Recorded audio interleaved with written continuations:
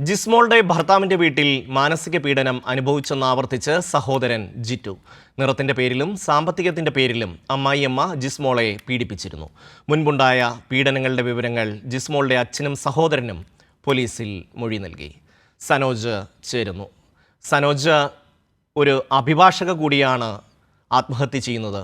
ഭർത്തൃ വീട്ടിലെ പീഡനം കാരണം വിശദാംശങ്ങൾ.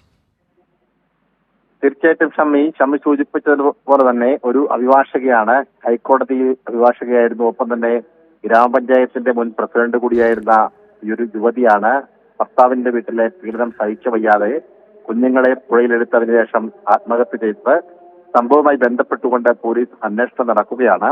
ഇതിനിടയിലാണ് ഇന്നലെ മരണപ്പെട്ട ജിസ്മോളിന്റെ പിതാവും സഹോദരങ്ങളും വിദേശത്തു നിന്നും നാട്ടിലെത്തിയത്.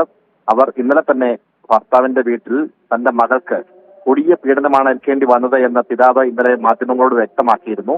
സഹോദരനും അതുതന്നെയാണ് പറഞ്ഞിരുന്നത്. ഇന്ന് തുടർ നടപടിയുടെ ഭാഗമായി അവർ ഏറ്റുമാനൂർ പോലീസ് സ്റ്റേഷനിലെത്തി മൊഴി നൽകിക്കൊണ്ടിരിക്കുകയാണ്.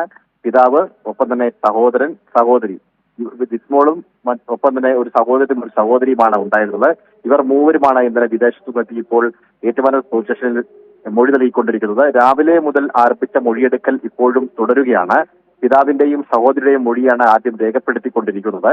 ഇതിന് പിന്നാലെ സഹോദരന്റെ മൊഴിയും പോലീസ് രേഖപ്പെടുത്തും. അതിനിടയിലാണ് പുറത്തു വന്ന സഹോദരൻ മാധ്യമങ്ങളോട് തന്റെ സഹോദരി ഭർത്താവിന്റെ വീട്ടിൽ അനുഭവിച്ച പീഡനങ്ങളെ സംബന്ധിച്ച് വിശദമാക്കിയത്.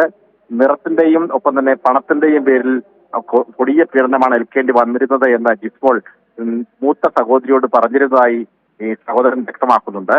എന്തായാലും അതുമായി ബന്ധപ്പെട്ടുകൊണ്ട് എല്ലാ കാര്യങ്ങളും പോലീസിന്റെ മുന്നിൽ പറയുമെന്നും അവർ പറഞ്ഞിരിക്കുകയാണ്. എന്തായാലും നിലവിൽ മരണപ്പെട്ട 2 കുഞ്ഞുങ്ങളുടെയും ജിസ്മോളിന്റെയും മൃതദേഹം പാലായിലെ സ്വകാര്യ ആശുപത്രി മോർച്ചറിയിൽ സൂക്ഷിച്ചിരിക്കുകയാണ്. സംസ്കാരം നാളെയാണ് നടക്കുന്നത്. സംസ്കാരവുമായി ബന്ധപ്പെട്ടുകൊണ്ടുള്ള ചില തർക്കങ്ങൾ കൂടി നിലനിൽക്കുന്നുണ്ട്. ജ്ഞാനായ സഭയിൽപ്പെട്ട കുടുംബാംഗമാണ് ഇവര്. അതിന്റെ ആ സഭയുടെ നടപടിക്രമത്തിന്റെ ഭാഗമായി ഭാര്യ മരിച്ചാൽ ഭർത്താവിന്റെ ഇടവകയിലാണ് സംസ്കരിക്കേണ്ടത്. എന്നാൽ തന്റെ മോളെ തന്റെ ഇടവകയിൽ സംസ്കരിക്കണമെന്ന നിലപാടാണ് പിതാവിനുള്ളത്. കാരണം ഭർത്താവിന്റെ വീട്ടിൽ പീഡനം സഹിക്ക വയ്യാതെയാണ് മകൾ അവിടെ നിന്നും ഇറങ്ങിപ്പോയത്.